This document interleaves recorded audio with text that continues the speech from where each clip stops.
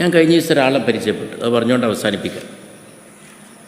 അത് അത്ഭുതകരമായി പരിചയപ്പെട്ട ആളാണ്. സാധാരണ രീതിയിൽ പരിചയപ്പെടാൻ ഒരു സാധ്യതയില്ലാത്ത ആളാണ്. അത് ജപ്പാനിലെ കുറച്ച് സ്ഥലത്തെ മനുഷ്യന്മാർക്ക് എല്ലാവർക്കും 100 വയസ്സാണ്. ആരും 100 മുമ്പ് മരിക്കണില്ല. നല്ല ആരോഗ്യത്തോടു കൂടിയുള്ള ദീർഘായുസ്സാണ്. വയസ്സെന്ന് പറഞ്ഞാൽ പോരെ മൂലൊക്കെ കൂടിയിട്ട് ഇങ്ങനെ മുടക്കാച്ചരക്കായിട്ട് ജീവിക്കല്ല. നല്ല ചെറുപ്പക്കാരെ മാതിരി അവരെ കാര്യമൊക്കെ അവരെന്നെ ചെയ്തിട്ട് ജീവിക്കണ കുറേ മനുഷ്യന്മാർ ആ പ്രദേശങ്ങളിൽ ഉണ്ട്. എന്താണ് അവരെ ദീർഘായുസിൻ്റെ രഹസ്യം എന്ന് മനസ്സിലാക്കാൻ വേണ്ടിയിട്ട് ഒരു യൂറോപ്യൻ എഴുത്തുകാരൻ അവിടെ പോയി താമസിച്ച് പഠിച്ചിട്ടൊരു പുസ്തകം എഴുതി. ആ പുസ്തകം ലോകത്ത് ലക്ഷക്കണക്കിന് കോപ്പി വിറ്റഴിക്കപ്പെട്ടു. കോടാനുകോടി മനുഷ്യന്മാരത് വായിച്ചു. അദ്ദേഹത്തെ അറിയാത്ത ഒരു ലോകത്താരുണ്ടാവില്ല. അദ്ദേഹത്തെ ഞാൻ അടുത്ത ദിവസം കൊതിയും അവിചാരിതമായി അദ്ദേഹം കോഴിക്കോട്ട് വന്നു. എൻ്റെ ജീവിതത്തിൽ അതൊരു അത്ഭുത സംഭവമായിട്ടാണ് സംഭവിച്ചത്. കാരണം അത് റബീഉൽ അവ്വൽ 12 അപ്പോൾ റബീഉൽ അവ്വൽ 12 എൻ്റെ വീട്ടിൻ്റെ മുറ്റത്ത്, ഉപ്പാൻ്റെ പേരിൽ വീട്ടിൻ്റെ മുറ്റത്ത് എന്ന് പറഞ്ഞ മാതിരി മദ്രസ ഉണ്ടാക്കിയിട്ടുണ്ട് ഞങ്ങൾ. അവിടെ കുട്ടികളുടെ പരിപാടിയൊക്കെ ഉണ്ട്. അതിന് പോകണമെങ്കിൽ ഞാൻ മദ്രസ ഭാരവാഹികളെ കൂടെ ഒക്കെ ഇരുന്നൊരു ചെറിയ യോഗത്തിലിരുന്നു. അത് റസൂലുള്ളാഹിൻ്റെ മദ്ഹായി സല്ലല്ലാഹു അലൈഹി വസല്ലം. നമ്മൾ എത്ര കുറച്ചാളിരുന്നാലും ചിലപ്പോൾ അത് റസൂലുള്ളാഹിൻ്റെ മദ്ഹാവും സല്ലല്ലാഹു അലൈഹി വസല്ലം.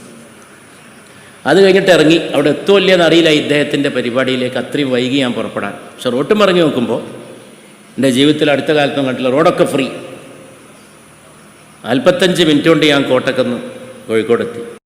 എങ്ങനത്തെ നിൽക്കും 1.25 മണിക്കൂർ എടുക്കും. എനിക്ക് അത്ഭുതമായിരുന്നു. അവിടെ എത്തുമ്പോൾ കറക്റ്റ് ടൈം അദ്ദേഹം പ്രസംഗിക്കാൻ പോവാണ്.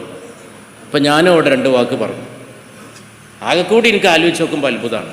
കാരണം ഈ ദീർഘായുസ് ഉണ്ടാകാൻ വേണ്ടിയിട്ട് ജപ്പാനിലെ ജനങ്ങളെപ്പറ്റി പഠിച്ചിട്ട് അദ്ദേഹം എഴുതിയ കാര്യങ്ങൾ കേട്ടപ്പോൾ 1-2 തവണ എൻ്റെ കണ്ണ് നിറഞ്ഞുപോയി. പുണ്യ നബിയെ ഓർത്തിട്ട് ഒക്കെ നബി പറഞ്ഞിട്ടുള്ളതാണ് സല്ലല്ലാഹു അലൈഹി വസല്ലം. ഞാനവിടെ പ്രസംഗിച്ചു. ഞാനാകെ ഒരു 10 മിനിറ്റാണ് സംസാരിച്ചത്. പകുതിയിലേറെ സമയം ഞാൻ റസൂലുള്ളാഹിനെ പറ്റി പറഞ്ഞു.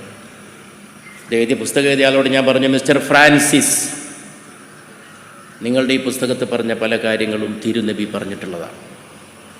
ആളുകൾക്ക് അറിഞ്ഞുകൂടാ. ഉദാഹരണമായിട്ട് 80% വയറിൽ ഭക്ഷണം കഴിക്കാവൂ, ബാക്കി ഒഴിച്ചിടണം. മുഴുവൻ വിശപ്പ് തീരുന്നവരെ ഭക്ഷണം കഴിക്കരുത്. അല്പം വിശപ്പ് വയറിൽ ബാക്കി വെച്ചുകൊണ്ട് വേണം ഭക്ഷണം കഴിക്കുന്നതിൽ നിന്ന് വിരമിക്കാൻ. അപ്പോൾ ഞാൻ പറഞ്ഞു, മിസ്റ്റർ ഫ്രാൻസിസ്, നിങ്ങൾ 80% വകവെച്ച് കൊടുക്കുന്നുണ്ട്. തിരുനബി 1/3 വകവെച്ച് കൊടുക്കുന്നുള്ളൂ. വയറിൻ്റെ 1/3 ഭക്ഷണം കഴിക്കാവൂ.